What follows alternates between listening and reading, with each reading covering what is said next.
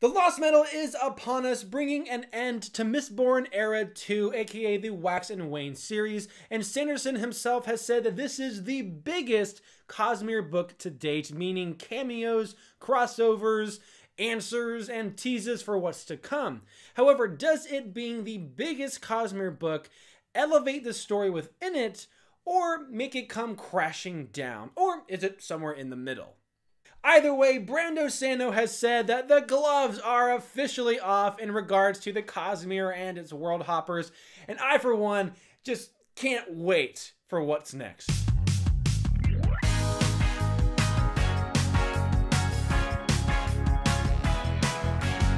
The Lost Metal is the 54th Sanderson published work and the 26th set within the Cosmere, including the Arcanum Unbounded collection with all those short stories and novellas.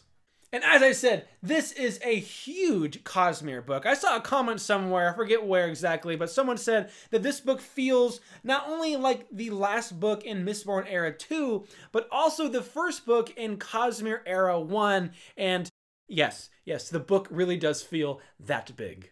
It's like how Captain America Civil War is the third and final Captain America film, at least for Steve Rogers, but it's also kind of Avengers 2.5. This one is a huge book that has a contained story, but it also comes with otherworldly implications, and it sets up a ton of stuff to come. Today, I'll be imparting my thoughts on how it succeeds and or fails. I'll be keeping things spoiler-free for the review portion, but at the end, I will be ranking all 7 Mistborn novels, not including Secret History or the 11th Metal short stories, and I will be including some spoilers there for those of you who are fully caught up. But before we do any of that, drop your comments on this book down in the comments below and share your thoughts on the series overall as well. I want to see as many rankings down there as possible. But that's enough chit-chat, let's get into the review. Starting things off with the writing component, as I like to do, I think this is probably the most accessible Cosmere book I've read to date. That's not to say it's unprofessional or close to YA, but this book reads very smoothly, very easily, very quickly, and personally, I think that's the right move for this book. We've seen what Sanderson can do when he's trying to prove himself. The Final Empire did that and much more. However, Sanderson has been less focused on making you think with Era 2 and more on providing a fun, action-packed mystery adventure with 4 extremely lovable and relatable lead protagonists. The Lost Metal is no different in that regard. However, now there are some huge Cosmere elements being thrown at us, some new, some old, I won't say from where, and with all that's being thrown at us, Sanderson keeping the writing simplistic makes it that much easier to absorb the information coming our way. Now, I don't mind rereading Sanderson novels. In fact, I revel in the chance to do so. However, I also don't want to feel like I have to reread it in order to understand the story. Christopher Nolan, take the hint. Take the hint.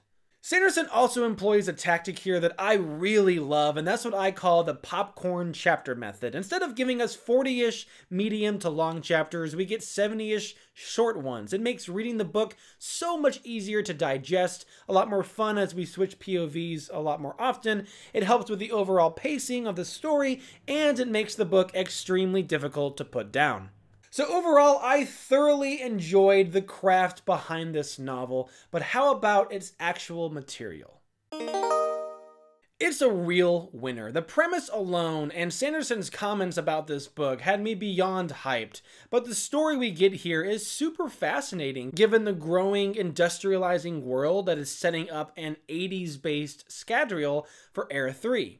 The stakes are the highest they've been for a Cosmere book in my opinion, and the action we get nearly matches it.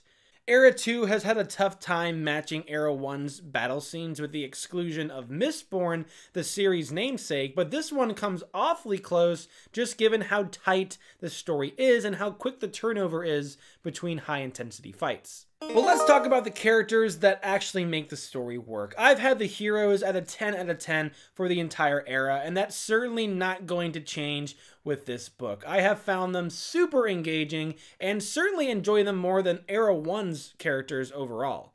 Their relationships have been built up to this point, and now they get to be tested even further within this book as we see them all develop for one last time. And with that, we get some absolutely phenomenal character arcs. And all that I'll say is that the prologue certainly gives a taste for what's to come. I could tell right off the bat that, oh boy, this is going to be an emotional punch to the gut. I wasn't wrong, and I wouldn't have it any other way.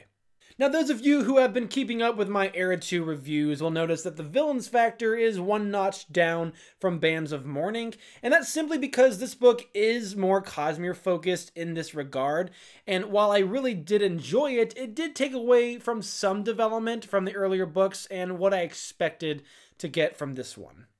Which brings us to the setting, or the world building component. And guys, this is obviously a 10 out of 10 for world building. Seeing the Cosmere actually have true relevance and consequence within a book is so mind-numbingly awesome. It's a dream come true for us Sanderson fans, and it's still evident that Sanderson is still holding back. I mean, I can't even fathom what a big final Cosmere battle would be, but I mean, to say that I have Avengers Endgame level of expectations would be an understatement. And with this huge expanding world, that makes the investiture-backed magic systems even more compelling and important as we get to see how a magic can be used and is used on other worlds. It's super exciting to see whether you've read these other books or not. I mean, there's one character who gets a lot of this information in this book, and if you're not caught up, you kind of relate to that character's perspective because they just feel kind of lost. But still exciting, but you just don't fully understand it. However, if you have read all these other series and one-off stories, then you might feel like another character who's in the know and is kind of a certain secret treasure hunter. All this to say, if you've been a fan of the Wax and Wane series, this is still a Wax and Wane book, and I don't think you need to worry about the Cosmere elements getting in the way of that. For me, it elevated what was already there, but I will hold on to that statement until I can get a reread and see how it feels a few years from now. Maybe when we have another Cosmere level book of this nature to compare it to. Now, if you were not the biggest Era 2 fan and missed the old days of Era 1, well, there are certainly some components here that are gonna make you hyped beyond all belief. I'd love to hear where you guys fall on this scale, but as for myself, I certainly think it's on par with the Final Empire and the Bands of Mourning. It is longer than Bands of Mourning, but man, is it worth it. I'm gonna give this one a 9 out of 10, at least for now.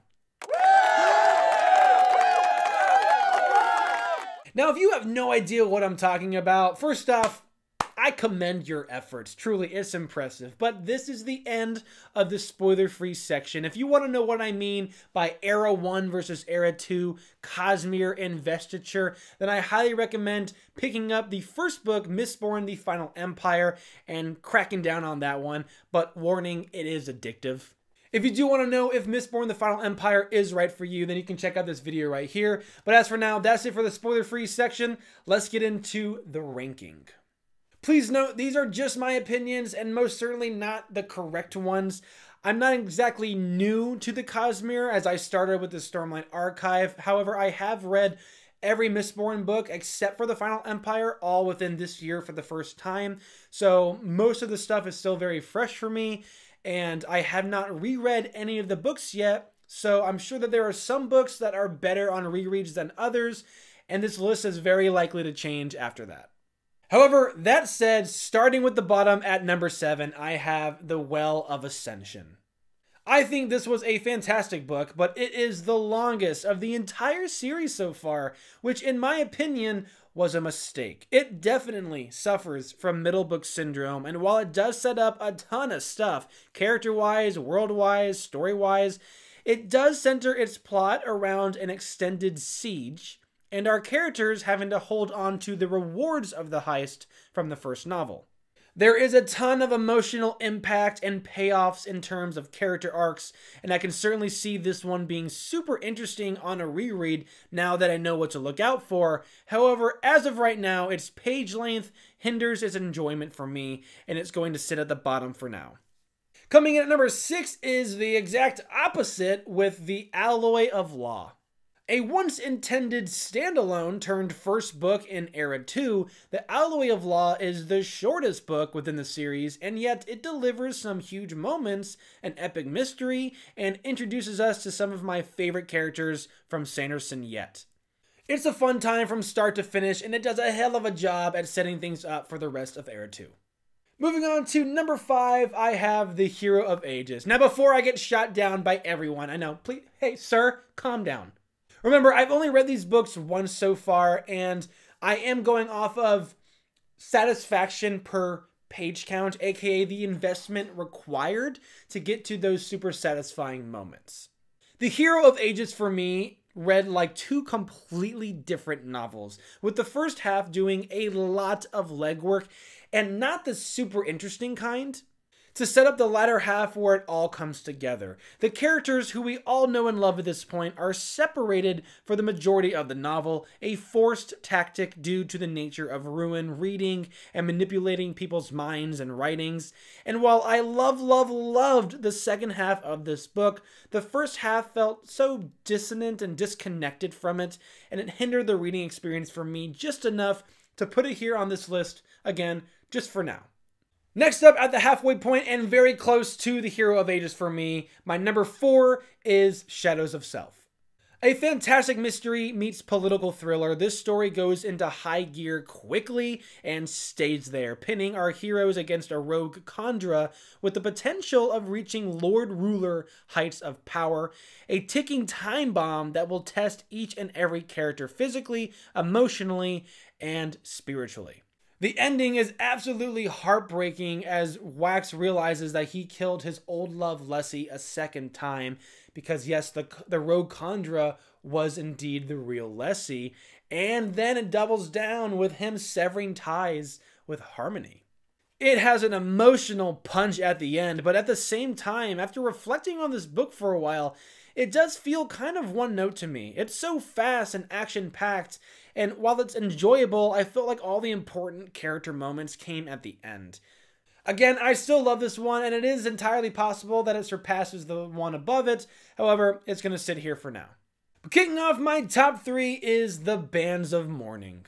These top 4 are all ones I've given a 9 out of 10, so I'm paying close attention to that satisfaction per page count ratio, and while The Bands of Mourning is longer than Shadows of Self, I felt like it offered so much more from actual world building on Scadrial rather than staying within the confines of Elendel, a ton of humor, technological advancements that also elevate the current magic system, and more polished and leveled out character arcs. I thought this one had a ton of fun, but also dove into a very serious theme with the evaluation of self-worth. I absolutely flew through this book, and it wasn't just because of my excitement for the Lost Metal. But moving on to my runner-up and my number 1, it comes down to The Final Empire and The Lost Metal, the first book to start it all and the most recent installment from Brandon Sanderson. The Final Empire is around 212,000 words, while The Lost Metal sits at 150k. Both give some huge emotional moments and shocking revelations for the story and the world, and the more I try to analyze the two, the closer they seem. The Final Empire, again, is Sanderson trying to prove himself as an author. The book is more polished and artsy in a way, while The Lost Metal is simplistic and focused on its world building for the Cosmere. However, the magic system and the fights with it are more interesting in the Final Empire, with the inclusion of Mistborn, who can utilize every power known to them at that time. We do get Wayne as a Mistborn within his final moments, but that's only towards the very end of the book. And Wax was technically a Mistborn for a majority of the book, but it was all accidental usage as Harmony didn't impart that knowledge on him.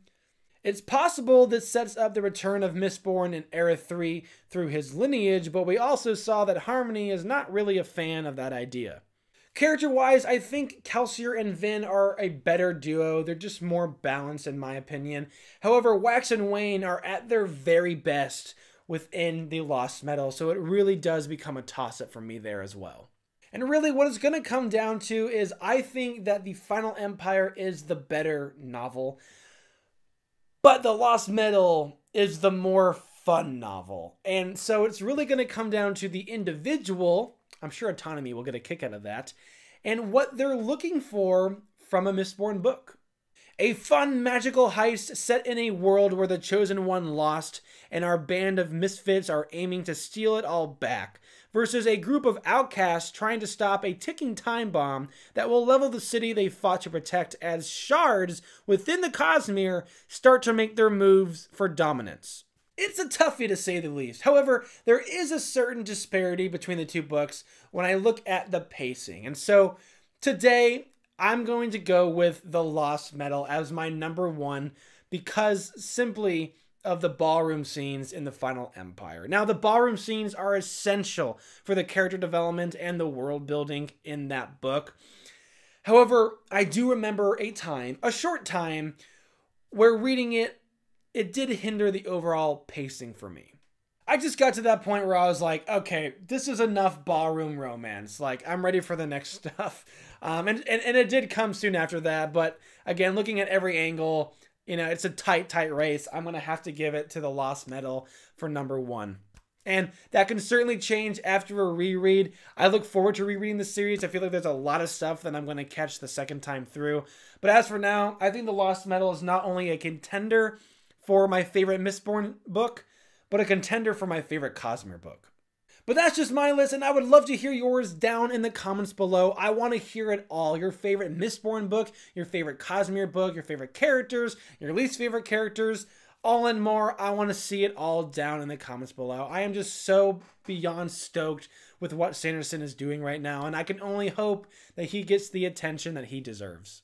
I'm working on a couple videos surrounding the potential for his adaptation, so be on the lookout for those in the coming months. I'm also finishing up Elantris, and in preparation for the year of Sanderson, we're getting 5 books from him next year, so you can definitely be sure for a full Cosmere book ranking at the end of next year once I've read all of his stuff. I'm really excited for that.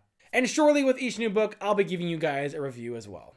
If you're new to the channel, consider subscribing. I've got a ton of other book reviews and content related videos, including rankings and comedy skits, and you can check those out right here. Leave a like if you enjoyed this video and share it with a friend, as that is what helps the channel out the most here. But as for now, that's it from me. Thank you guys so much for tuning in and sticking around. I will see you all next time.